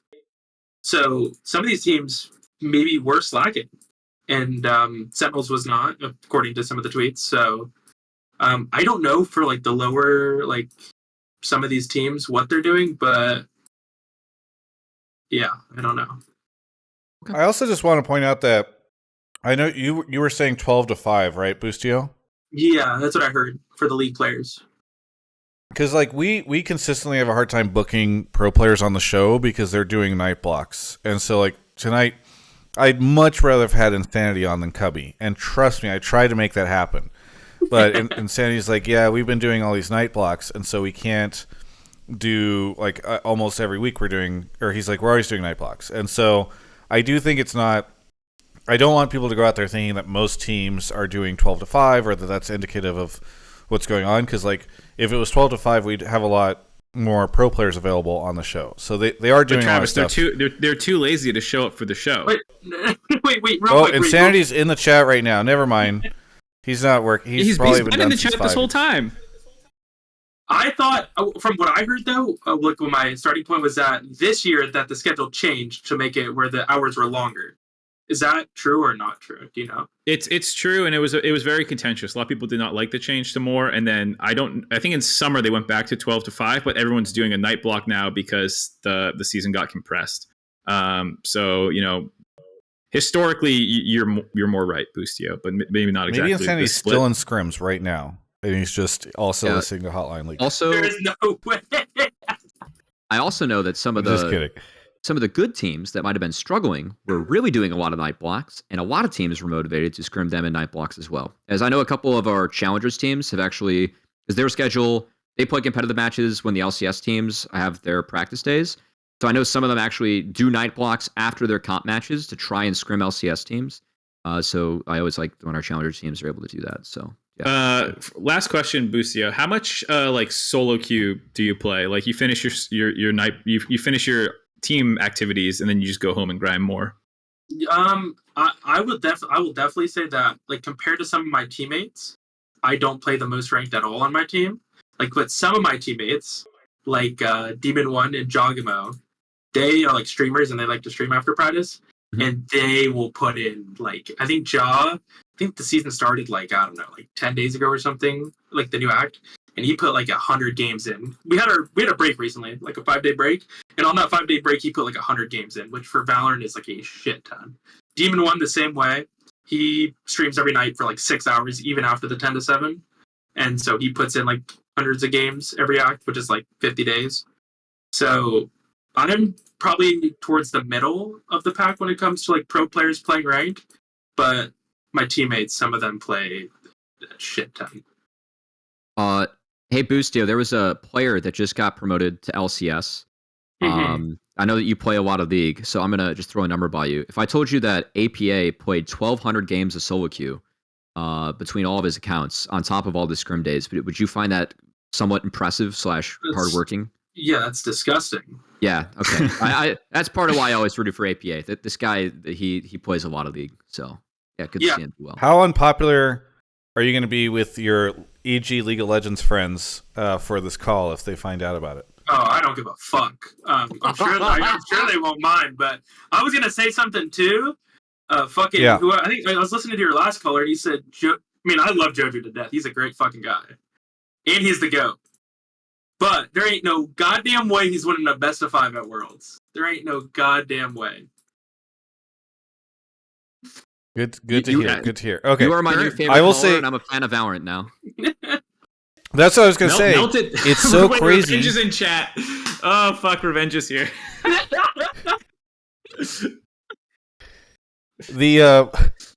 The funniest thing about this is it's not enough that Riot had to like move LCS off the weekends, give that to Valorant, etc. We now have Valorant players invading League of Legends content to be like, yo, fuck these LCS players, they're lazy as shit, you know. Travis, oh my God. Travis, we should thank him for showing up. Valorant's carrying our content too. Where are the LCS pros for this show? I don't know, but somehow the EG Valorant pros can show up for it. That is funny, Insanity. bro. Cough insanity, cough Revenge. No, but I kind of do feel a little bit like a fraud because for the past like 2 months I haven't been able to watch the league season. So like for the new EG roster, I honestly haven't watched that many of their games. For the last 5 years, I've watched every game for the all season. But since I've been in franchising, it's kind of harder for me to catch games because they go on during practice. So I kind of do feel like a little bit of a fraud for the whatever split this is in summer. But yeah. Well, JoJo's gonna win MVP, so yeah, JoJo's the fucking GOAT. He is the GOAT. He's averaging like a 1K. All right, how are you gonna do in champions? I've been saying it. I think we're gonna be top 2 again. I think it's just us and Fnatic are the best. Fantastic. Hey, Looking forward to seeing. everyone, I'll go to make sure you champions. I'll interview you there. Yeah, Make but sure everyone have your clips ready for 5 years from now when China's won 3 straight majors. They won't. I'll give you $1,000 if they win 3 straight majors. Clip that too. I'll take that bet. 5 years. Thanks so much, Boostio. Anything you want to shout out? I've been a big fan of you guys for a long time, so thank you for having me. Yeah, thanks for coming on. It's really fun. I mean, I enjoyed the EG story as I was learning about it from Val, where I just remember seeing. I haven't watched a lot of the games, but I remember seeing like, oh, Potter might get kicked, and the team, what's going on with EG? They're supposed to be good, blah blah blah, and then just hearing like the story of the Cinderella story of you guys going so far and then making it to finals. It's been really fun to sort of follow from the sidelines. So then upon hearing that I tweeted that night, I think, when you were in Japan, like, oh, I'm really enjoying the story, and then you replied and said something like "big fan" or "interview me" or something like that. I just thought it was really, I was honored after hearing the story of you guys and how far you guys had gone to hear that you also like the content. So thanks so much for the call. I really do appreciate it, and hopefully we get you on again in the future. You can just continue to show up and flame League of Legends players. I'll absolutely be down. Thank you guys so much for having me. I hope you guys have a good night. Yeah. And best of luck this upcoming Best of luck at Champions. Catch you later. Thank you. Peace. That was super fun. That was fun. I love every now and then we get Hotline League moments like that where it's just something you would never expect. And I really love that. It was cool that I got a message late last week from somebody over at EG who was saying he had said that Boostio was a big fan and wanted to call in. I was like, yeah, come up with some take, and boy did he come up with a take. All right. Hey, all I gotta say is, if EG ends up doing anything, whether that's LCS or Worlds, Revenge and EG, you better be chirping the Val boys too. Now you got to get them back. Yeah, it's interesting. All right, Mark, you ready for the next caller? All right, thank you to Swede Be Good for gifting a sub, SLC Soy Boy, George Zulu, and then Prophet Guru gifted a sub to Boostio. I'm sure he will really appreciate having that sub. That's fantastic. Revenge says, I'll be here when China takes over Valorant. There we go. Love it. That's a good way of putting it. All right. We've got our next caller here. Caller, what's your name and where are you calling from? Kayokio, and I'm calling from Montreal, Canada. Montreal, Canada. You called in before, correct? Yeah, I called once during MSI when it was in EU, I think, last year. Yeah. Well, glad to have you returning the show. What do you want to talk about? My take was basically that the best of one format in NA is really outdated and kind of boring in a viewer perspective. And I'd much rather watch just the best of 3 of Korea and LPL than what we have right now. All right. It's been a while since we've had the best of 1 versus best of 3 take on. I assume that's why you pulled it, Mark? Yes. All right. Why don't you elaborate, caller? Why do you want best of 2 you said best of 3 or best of 5, right? Yeah, best of 2 or best of 5. Both are better than Bo1 in my opinion. The main problem I feel with best of 1 is that there's so many games that are just stomps, and because of those in NA, like especially like the C9 and TL games, you just feel like the game is over in the draft, and you realize that like there's a incredible goal lead at like 10 minutes, and there's no point watching. And if they could have a run back, it'd be more interesting, and it also allows you to draft differently the next games. So just because of that, it feels a bit weird that we're watching best of 1 still. And just in general, like when you play League solo queue, you play tons of games. You play Clash, you play more games than pro players on stage. It just feels like in every aspect of League, you would play multiple games in a row, but pro players just go on stage, play one game, and maybe there's a weird draft, and it's just over, and they go next. All right. Do you watch all the games from those other regions? Like, I'm curious if you pick and choose the matches, because I feel like it's hard to watch. Like, I've said this on the show previously. I think 3 days of LCS is too much, and I'm feeling like we're feeling that a lot this split, where it's just like 15 hours of the LCS. And I worry that even in a world where you killed 2 teams from the league, which is a big if, and then you tried to switch to best of 3s or best of 5s, and then you didn't do dual stream, which seems to be like what even the advocates for best of 3s and best of 5s seem to think that like the viewership cratered in the past when we did best of 3s because of dual streams. You just create so much LCS content, and I worry if you think there's not an issue, or I wonder if you don't worry that there'd be an issue there where you just suddenly have like so much LCS content, oftentimes very mixed match games of best of threes or best of fives between these teams. I definitely think it's a risk that can happen, but I think also, from my personal experience, I'm already skipping LCS games anyway. Like I'm like, oh, why am I gonna watch like one game between like two bottom tier teams? Like I'm not gonna like go out of my way to watch one game between just like Immortals and NRG or something like that, or Immortals FlyQuest. So like if I'm gonna skip the best of one, at least I'd rather have when I watch, I have better content. I have a best of three from two good teams. Then that about- one. Gotcha. Oh, go ahead. I mean, you get best of threes between bad teams too. So I Yeah, assume that you're just going to skip those. Right, exactly. I would already skip the best of one, so I'll skip the best of three. But when I really want to watch a marquee matchup, so two really good teams going at it, like TL or EG or C9, I'd rather have a better viewing experience for the good matchups than just have a possible RNG draft or a stomp that, oh, the one good matchup this week was kind of pointless to watch anyway. What do you think about the LEC format, which is a bit of a hybrid, where you play the single round robin and then you get an 8-team bracket with best of threes? I think I like it better. The only thing that LEC is kind of weird is that like some team get like Astralis get like a 6-month off season because they're out so quick. That's kind of the only part I don't like, but I still think it's kind of better than LCS at this point. Okay. The reason I ask is that like I think one of the limiting factors is actually just studio time. Like Riot has a really big studio here in LA, and they're splitting it with multiple games. That studio is like, for someone who's worked there, I mean, there's a lot of people behind the scenes that do really good work for LCS, but also, cost money to run, whether it's security or just production people.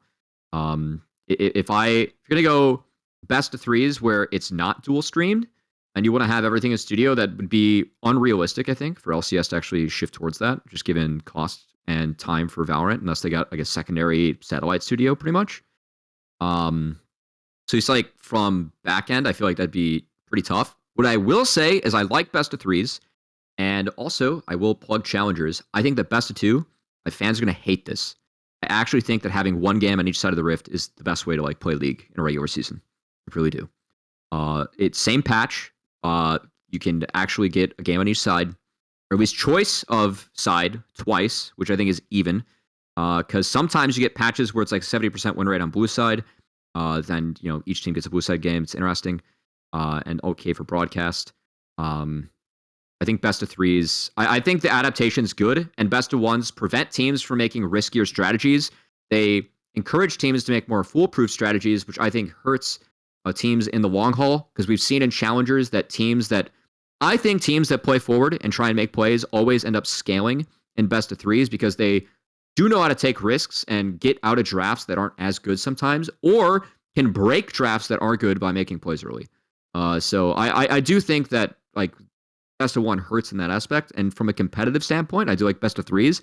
I don't know how LCS would be able to execute it. That's why I like the LEC format, because you get a little bit of a hybrid between the two. I gotta say it's interesting seeing Twitch chat and kind of turn on the LEC format. Yeah, I like it. And maybe this is just our North American fans. Dude, do you remember when they flamed us? You and I got flamed at the beginning of the year for like being like, well, we should maybe give the LEC a little more time before we decide we want it in LCS. And people were so pissed at us. And now look at them. Look at all that's these why little I'm checking to see if this is fake data, if I'm getting anecdotal evidence by like the current group of people. But like, how is the EU format still being received in Europe right now by European fans? Because I think there is some troll shit to it, like like the really long breaks and stuff. But I know people are really mad about championship points. I know people are a little mad about the 3 split thing. So like, I'm not quite sure how it's held up over the course of the year to their fans. I can see the one live event being a frustration for EU fans too. But I still think the basis of the single round robin into an 8-team bracket is actually really fun.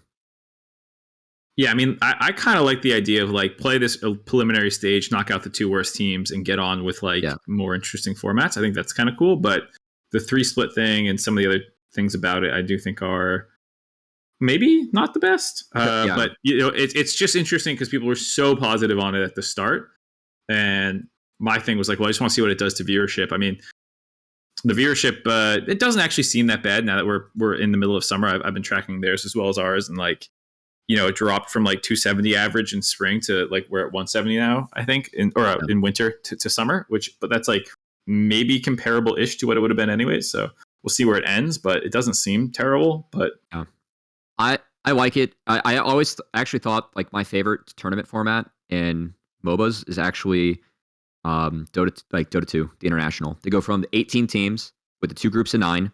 You play every team in that group of 9, and then that's how you get seeded into the bracket. So top 4 get 2 lives, bottom 4 get 1 life, and then the bottom team of each group gets eliminated.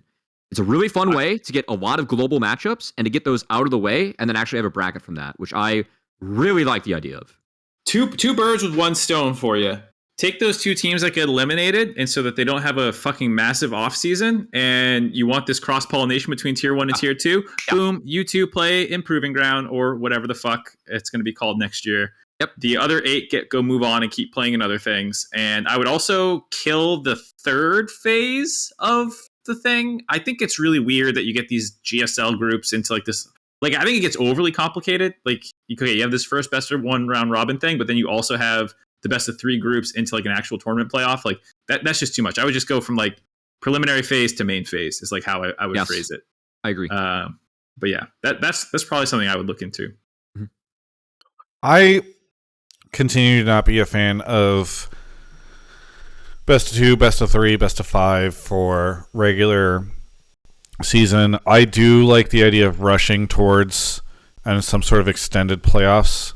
Yes. I think if you can eliminate some of the not so great teams, if you can make it so that you're not sitting here and doing 8 or 9 weeks, I think that's good. I would like that. I don't know. I think I like the LEC format, but I need the massive problems that I think it has to be fixed. Like, I really don't like only one event a year. That feels really bad. I think, teams having such long breaks is really not great. I think there's just a lot of issues that go along with it. So I think there are ways to make the best of 1s feel exciting. I think there are ways to get to these, like a big playoff or something like that bracket faster. But I just am not a huge fan of the way they've approached it with LEC, I guess is what I would say. I don't want to go down a rabbit hole either with this too, but at the moment, one of the issues that I've had is I actually think that there are too many patches right now in League. Like, the game's kind of hard to follow. And I think from a viewership standpoint, so someone that views it and doesn't play the game, because like I don't play the game that much. I think I have like 70 games of solo queue this split. I would rather see a tournament where there are 2 phases like what Mark was talking about, but have 1 patch for like the best of 1s and then another patch for playoffs, and that's it. I actually think that elongated patches would force teams to improve more because you have to deal with shit that's OP and figure out like ways to actually deal with that. But it feels like Riot updates the game too fast to appease the masses and to keep it like ever changing.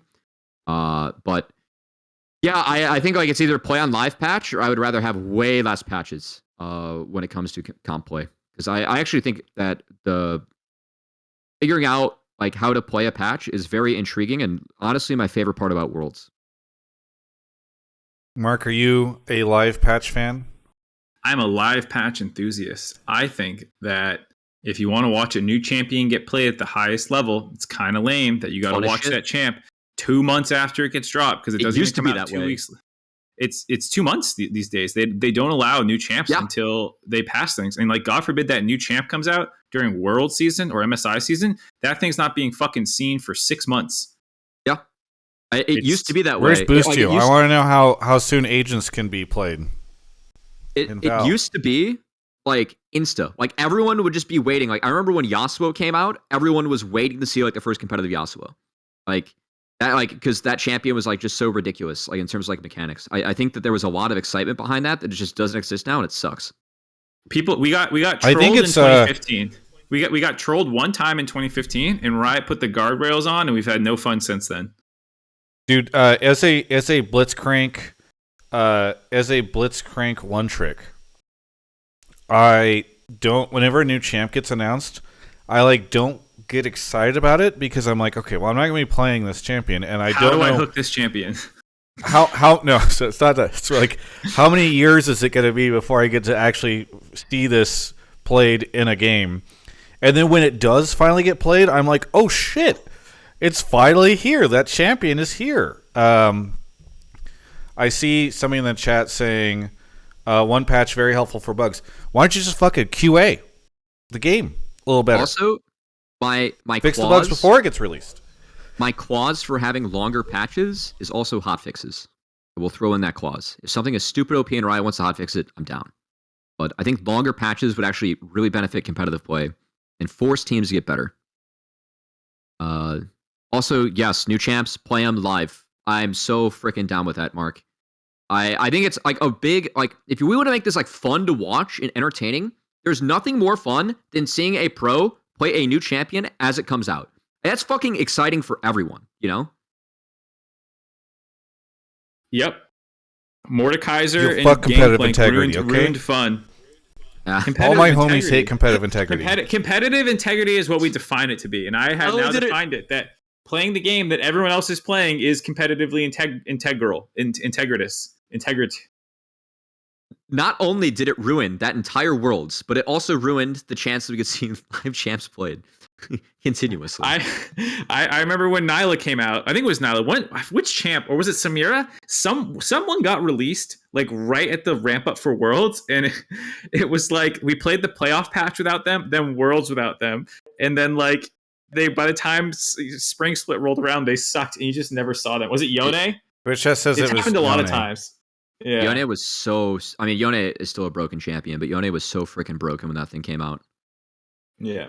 How much integrity will there be for the competitiveness of the LCS if there is no LCS? All right, we have to save the LCS. It's I fair. agree with Everyone Cubby. plays at the same rules. Like, just play it when it comes out. Why the hell not? Figure it out. Deal with it. Like, The most you're a pro team. competitively integral thing, like Cubby is saying, is just no more patches. Patches are done. League of Legends has been finalized. All the champions are in the game. All the items are in the game. It's perfectly balanced. We're Melee now. Fucking figure it out. Listen, I installed League of Legends off of CDs, and that is the League of Legends. Everything else, I don't want a file hitting my computer from anything other than a CD-ROM. Or maybe it was a DVD. We have two more. Anyway, We have 2 more callers. Let's go. thank you so much to our caller for calling in. I don't even remember where we went with all this. But what do you want to? Anything you want to shout out? Yeah, shout out the 2v2v2v2 that's coming out. Summoner's Rift is dead, and this is the new game mode. Dude, Don't do that to I me as a messaged Mark this week. Maybe I shouldn't say this, but I'm going to say it anyway. I messaged Mark this week because I was watching the co-streams for the LCS on the days that I wasn't there, or the day I wasn't there last week. And I was watching Sneaky and Medios. And they don't watch draft. They don't tune to the stream at all during draft. They are just doing 2v2v2v2. And because the 2v2, like, they start it basically it's great for sponsors, I'm sure. And I'm sure Riot's definitely telling all their partners about the fact that their co-streamers are not watching any of their ad content. But the moment the game ends, Sneaky and Medios alt-tab to the PBE, queue up for 2v2v2v2. Then they get in it. And in one of the games, they matched against LS and Max Waldo. So you definitely know those co-streamers are also not watching any of the ad content. But like the Twitch chat starts saying, like, it's time for draft. It's time for draft. And Medios is like, we don't need to see draft. And they just keep fighting. And I'm like, honestly, by that point in time, it's late enough in the 2v2v2v2 that I'm like, I don't want to watch draft either. I want to see how this ends up. My whole thing is, you know how we have Subway Surfers on TikToks? I think in the draft phase, there should be a 2v2v2v2 game going on. I don't know with whom, but they need to show it on screen while draft is happening in like the center box. You use it for side select. I'm not even kidding. We've like had this idea thrown around. Use it for side select. It'd be I so think there's a lot fun. you can do with it. Yeah. All right. Anyway, thank you so much, caller, for the call, and we'll catch you next time. All right. off Mark goes to grab one of our next 2 callers. We got Craig Yorger here and Late Night Arc. Thank you to both of you for the subs. I say here. I mean, they're here with the subs, which are greatly appreciated. All right. Can we put a VTuber on the bottom right of the screen as well? Yeah, we'll just make it look like a GeoCities webpage. All right, EzraSmiles is here. Ezra, where are you calling from? Hey, friends. I'm calling from Tampa, Florida. Tampa, Florida. We always get our editor for the podcast is from Tampa, Florida, and she always says that every week there's a Tampa caller, and you just proved it. All right, what do you want to talk about on the show? So I kind of have a TSM overall take. So I have the take that not only will TSM go 3-0 this week and finish top 4 in the summer, making it to Worlds, but also by doing that, both Insanity and Wild Turtle will make All Pro. Oh, wow. Okay. Go ahead and elaborate on this. Yeah. So TSM just came off of a 3-0 week with Insanity making Player of the Week.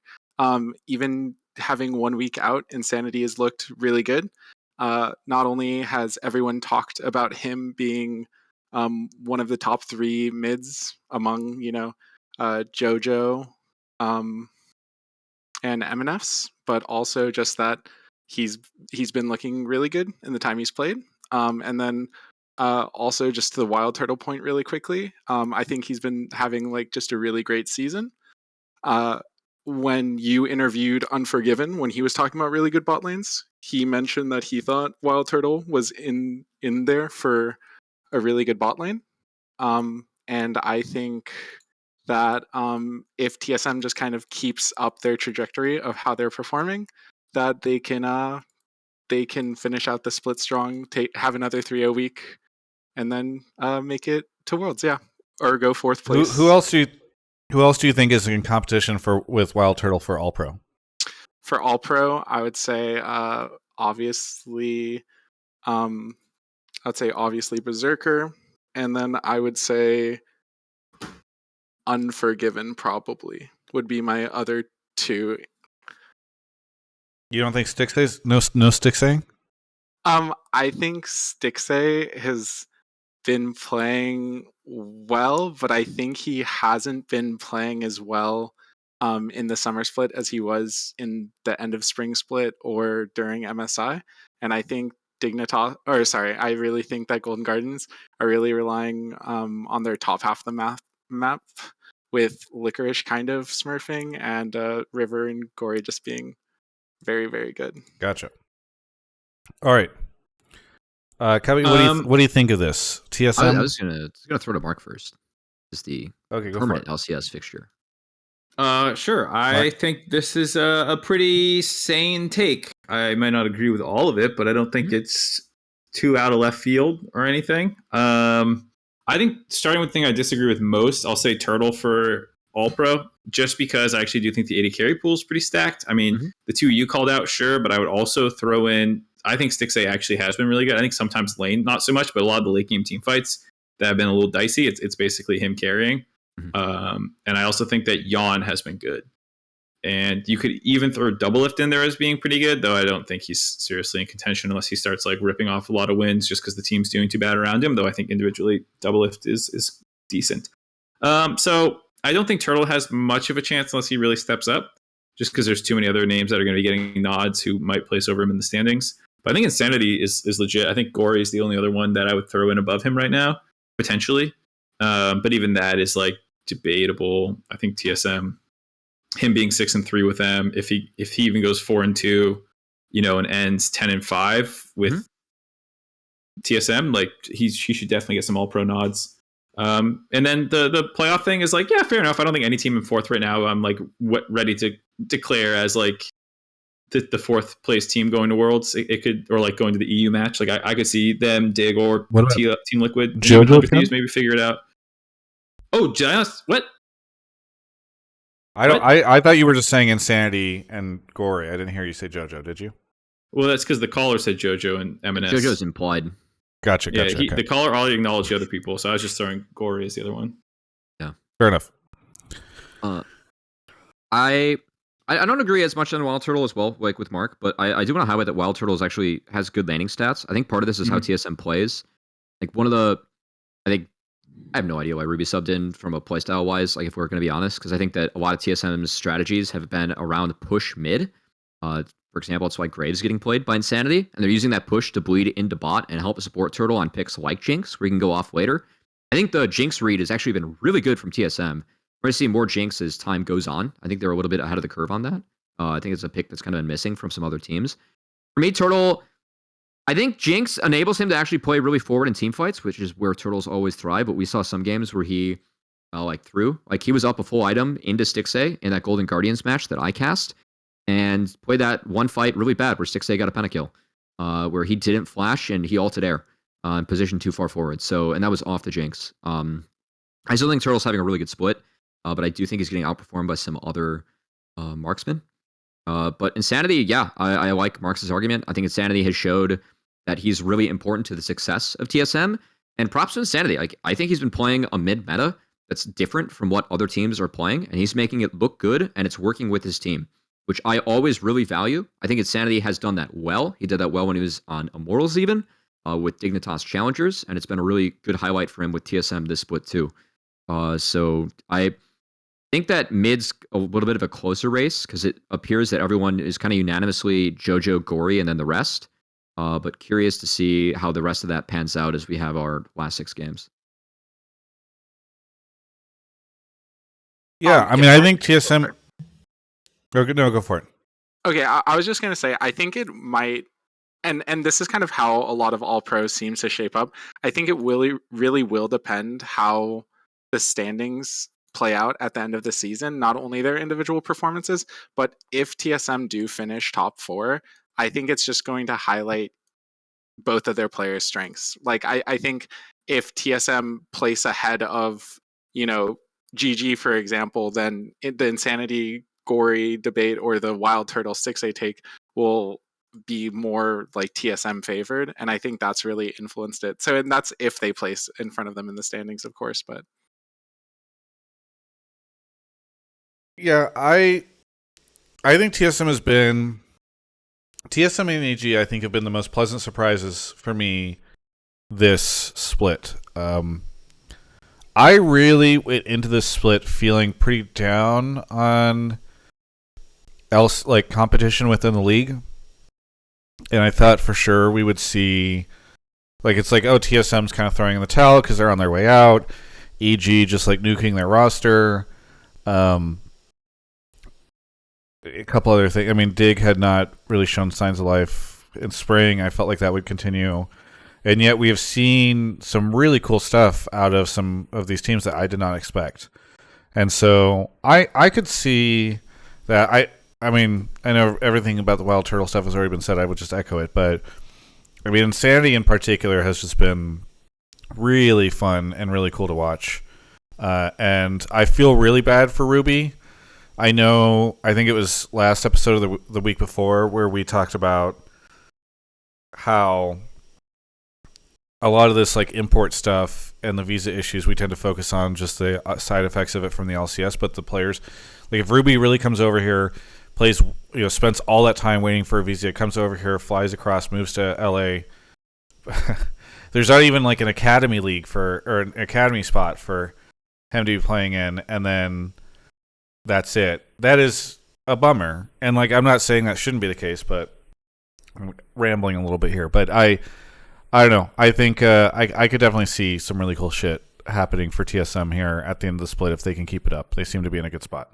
Who would be the bigger surprise for you guys, TSM or Dignitas this split?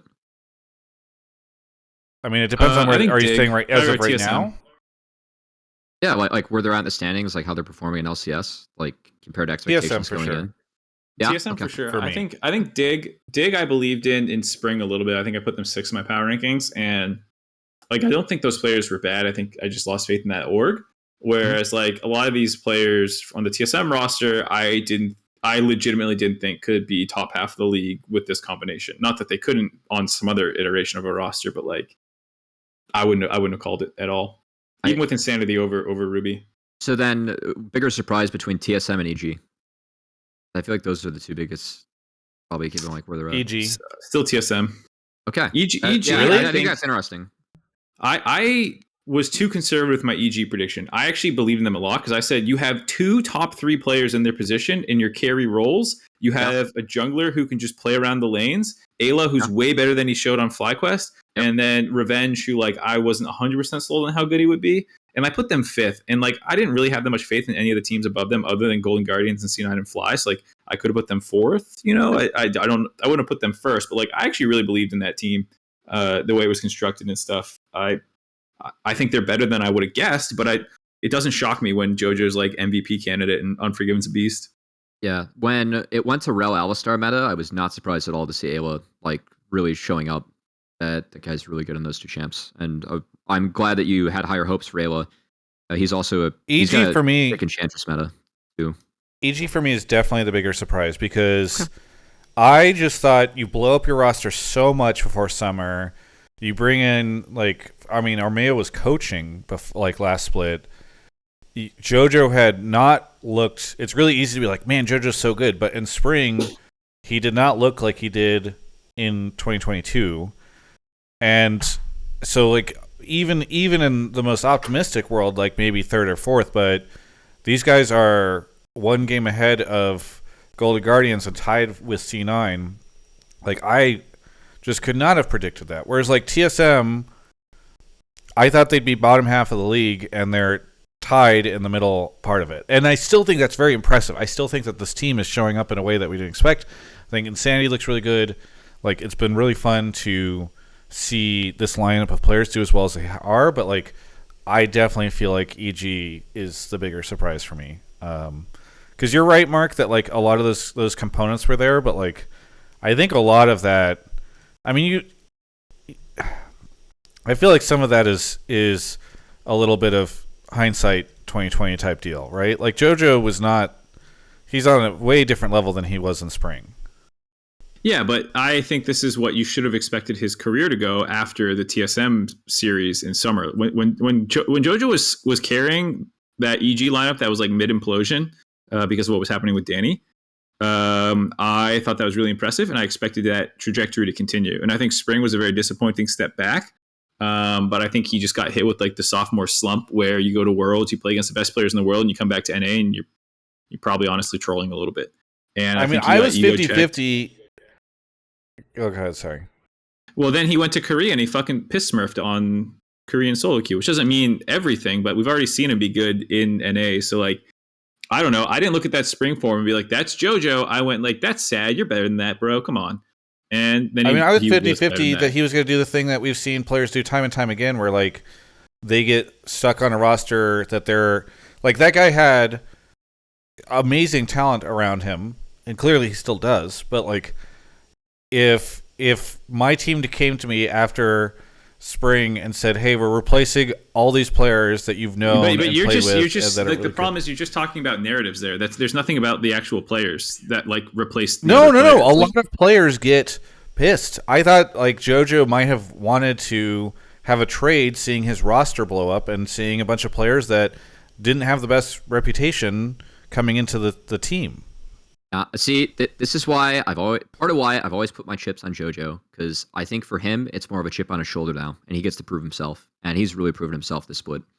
Well, yeah. Sorry, go ahead. No, I aligned with you, Mark. The fact that spring was a bit of a step back. Like, I thought he fixed a lot of his side landing mistakes in summer, and then spring it was just like, why is this guy trolling in sides like every single mid game again? We aren't seeing that now. I think a lot of the games are playing through him, which does help as he is kind of dictating the game, but. JoJo, for me, was always a player that he needed to be pushed, and he had the potential to be great. Like in Academy, he just started shot calling because he was bored. It was like he was fisting every mid, so he was like, "All right, I would like figure this out," and they pushed him. So I felt like this team, like he knows that he has to be the guy in this team. Like I made the comparison. He's almost like Jimmy Butler on the Heat, right? With where he's at on EG. I've said that on here before too. He has to be playing as well as he can in order for this team to win, and they built a support system around him to do so. And I feel like JoJo, it's like he has to step up and reach that mantle, which he's really done in this split. It's been really, really good to see. And yeah, he's got talent around him, but also JoJo has been the MVP of the split. So He's better than I would have predicted, but it's not like something I didn't think was possible. And I think that's like, again, the opinion of the people who took his teammates' spots really depends on what you thought of TLA and when Ayla subbed into the LCS, and like what you thought of Armeo, and like people who held these players in high regard was like, wait a minute, you have 2 legitimate potential superstar carries and a bunch of good role players around them. Like, why wouldn't this potentially be a good team?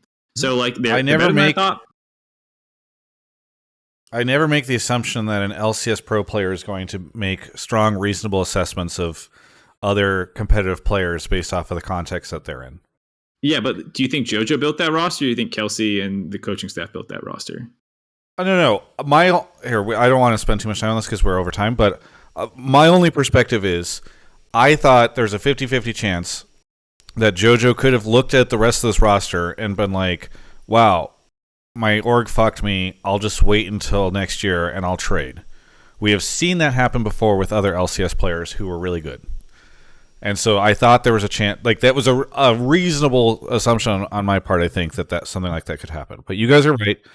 JoJo showed his strength as a competitor by instead of doing that, rising to the challenge, which I think is admirable and cool and worth noting. Ezra, anything you want to shout out before we go on to the last caller? Yeah, of course. Shout out you guys as always for just being amazing and releasing amazing content. Shout out to Alienware for supporting and being a longtime sponsor. They sell amazing products. And shout out to Wild Turtle and the entire TSM squad. They're really going through it, and they're kind of upsetting everyone's expectations, and they're just really awesome people and players too. Yeah, thanks guys. Yeah, thanks so much. I'll catch you next time. Cool. We are ready for our last caller. Off. Mark goes. Oh, Human Boy is here. Human Boy, where are you calling from? Rochester, Minnesota. It's been a while since you called in. I recognize the name because of Warhammer hijinks, but what do you want to talk about on the show? So before I say this and say the obvious thing, my take was that the Golden Guardians are going to be one of our top teams on into perpetuity. And that's like, I mean the org in general, not like, yes, they have 5 really good players right now. They're doing well right now. Really hot take. But like, let's pretend Steve comes in, buys the 5 players. I think the next 5 Golden Guardians will also be like a top 4 team. So one of the reasons I like this take and I appreciate it is because we've been getting a lot of heat in the comments or something like that for people being like, wow, there's never any discussion about Golden Guardians on the show, never any takes, blah, blah, blah. And so I'm glad that we have a caller who's decided to call in and be excited about Golden Guardians. Why do you have so much faith in the org, especially apart from the players? Well, this roster came together. I mean, it's doing really well. So clearly they did some of their homework on this one right here. And it had some names on it that people weren't super excited about, like Stixay. And while he is the weakest link in the roster, he's still doing fine. But even before that, they got that... it's been a couple years, so I'm forgetting the exact combination. But, they had Huhi, FBI, and somebody, and they just 100 Thieves just said, that looks delicious, and just took it. And then that 100 Thieves did really well.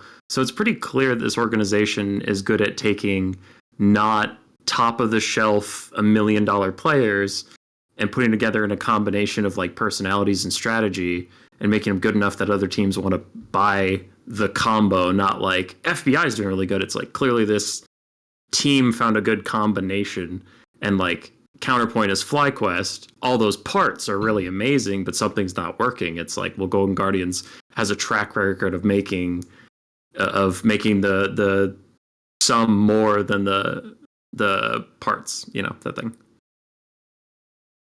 Well, no, I think that's a really good way of putting it, because they've demonstrated this multiple times, usually with Huhi, I think, in tow. Cubby, what do you think of this, especially as somebody who cares a lot about North American talent or underserved talent, underutilized talent, maybe is the best way of putting it? Yeah. I give Golden Guardians a lot of props because the last 2 off seasons, they've made a buyout move like halfway through summer before the deadline. They got Licorice and then they got River. and they managed to actually put a team around them that paid off, which I think that like ended up looking kind of clever looking back. They got to buy them out, dodge free agency. They just said these are the pieces that they want, and then actually put a team together that worked. So I think they do have to get some credit for that, along with the first build that you highlighted, which I think is good recollection and memory back in 2020, where they brought in FBI, Hui, and Closer together, and they looked really nice. I will say that while they don't have an official challengers team, Array is actually a really promising marksman that's sitting as their sub that I hope is having a good experience this split. And they do still have a hand in AoE esports that are currently actually on a real hot streak. Acadian's the coach. AoE has access to Golden Guardians facilities to practice. And Will, as their jungler, is I think 17 or 18. I rank in CQ and a very talented jungler. He's if you guys like Lee Sin players, he's your Lee Sin player. So I feel like GG and Arrow, they've always had a hand in the system. And in a way, they have proven that they have had two builds that have punched above their weight class. So I think that a lot of that, I mean, credit to them, like whatever they've got going on in the office. I mean, it takes a team in order to do that and make yourself look better than what it takes. Anything can happen moving forward, but appreciate highlighting GG and some of the good things that they've done. I can't say I really disagree. They have to prove it, but I think that, yeah, they've been able to find something twice, which is tough to do. I think Anero's just that good. Mark, I also is there I also anybody think up? that- Sorry, go ahead. No, you go. You go. Okay, I was just gonna say that no one has any money, or people might not spend as much anymore either, which is good for them because they're cheap. I was going to ask you, do you think Kelsey Moser, Anero, and Jack are the three most successful team builders in North America?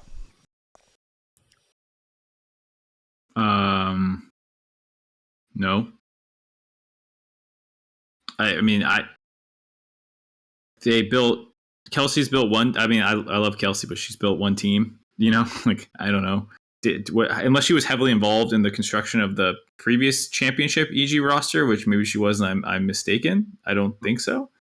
I think she had a slight hand in like the 2020 100 Thieves system with, if I'm not mistaken, and then went to EG, but I don't. But that was remember like their Yeah. 100 Thieves next, if I'm not mistaken, Yeah. that she was helping out with, not their actual like championship roster. I think it was more and- sticks and top down driven. So like she was a part of it, but yeah. Yeah, and I mean, like, don't get me wrong, I'm very happy for Golden Guardians guys, but like, didn't they also have some big whiffs too? They still Maybe haven't not won for 10 Arrow. games in regular season. He put together some good teams, I guess, for Echo Fox that were like relatively competitive. I guess unless he was just coaching that, I don't know if he built those rosters. I don't know. I mean, people shit on Steve because it's fun, but the man's got titles. He's also got money. Makes it easier. True. I will say, from the challengers level, TLA won back-to-back. And this iteration of TLC, despite whether or not Harry or APA is in, they're up 4 games on the competition this split. So, challengers-wise, it is TL. Is Spawn the best coach in North America? Honestly, I feel like Spawn deserves quite a bit of credit for the fact that his team has been in the first place position 3 out of his last 4 splits. Not to mention in 21, where they were also in double Academy finals and then the Summer Proving Grounds finals. So, yeah, I feel like Spawn does deserve quite a bit of credit for being a consistent face with the success that TL has had in their dev teams. Yeah, it's just hard to say who builds the rosters exactly, Yeah. and it's also like, of course, the people with the most money tend to win the most. So, like, do you deserve credit for throwing your wallet at the problem, or do you give credit to the team that's like 5th on NRG? 2 splits in a row, 4th, 5th, whatever they got. With like a bunch of undervalued talent. Like I don't know what you consider more impressive. Yeah, that's fair. I just think it is. It does feel like we are entering an era where, like, I guess I don't have the spending sheet in front of me, but I don't think Cloud9 is spending way more than anybody else, or maybe even is near the top. I think it's probably Fly. I think in spring it was probably Fly, C9, and EG in some sort of order. and This split it's fly. they what's that? So this split's got to be fly. No, we're spending. Yeah. Yeah. I think that's probably true. I don't have summer data though, but I just think it's interesting. We're entering an era where it looks like the top 3 teams in the league this summer are not the teams that are spending the most. I guess maybe Cloud9's up there now if 100T dropped down. I don't know. It's just an interesting thought. All right. Thank you so much, Human Boy. I do think you were correct that Golden Guardians has done a really good job and demonstrated that their staff can put together some good stuff. But earlier at the start of the show, I was getting flamed for being a Golden Guardians believer. So I am biased in this manner, clearly. Anything you want to shout out? Yeah, I have a YouTube channel. If you care about Total War Warhammer and people screaming obscenities at a video game, we run 4 streams a week, usually about 3 tournaments a week, and then 1 practice stream. Just grind out some games, mostly playing Skaven, and yeah. And then the other shout out to be Spawn. So he was on the show last time I was here, and he's a good dude. So yeah, that's what I got. You should follow my roommate, Joshi TV. He's ranked top 200 in Warhammer and just won a local tournament. Really? That's crazy. Yeah. Joshi. Okay, I will Joshi actually _TV. Okay. All right. I'll go talk to him and get him onto our Discord. Okay, keeping it short. Champions Queue for League of Legends? Yes. We pretty much run that for Warhammer, so we have a Discord bot that ranks you and all these things, and it's just so that you can play essentially quick battles, but without running into like corner campers and stuff. So I'll see if he's interested. So your Champions Queue is still alive? Yeah, we got a $400 playoffs coming up Sunday. Nice. Where can people find this stuff? Sorry, you've been promoting it, but you didn't say where. Human Boy yes on YouTube. I am the only person remotely named anything like that, so it's pretty easy to find. All right, thanks so much for the call. We'll catch you next time. Yep, see you. All right, that is the show. Mark, what do you want to shout out? What do you want to plug? Anything at all? Don't think so. Shout out Larian Studios. Big ups. I loved Divinity Original Sin 2. Can't wait. Any catching up with anyone other than Double Ifs on the horizon? Probably. He's gonna keep it secret. All right, Cubby. What about you? What you got? Yeah. Shout out to anyone that follows Challengers League. You can follow me Twitter at CubbyXX. Same with Twitch. I do VOD reviews of Challengers League games there that I do not cast. And Challengers League plays every Saturday, Sunday, and Monday at 1 p.m. Pacific on LCS_Challengers and Path to LCS. And yeah, if you guys want to tune in and see, we got some talented players and quite a few that I think are going to be in LCS next year. Notably Masu from FlyQuest, Mir, also known as Arthur from HLE days. Going to be a candidate if he stays in NA. We got pretty good teams that play over there. So if you guys want more NA League of Legends, tune in. We have the weekend time slot.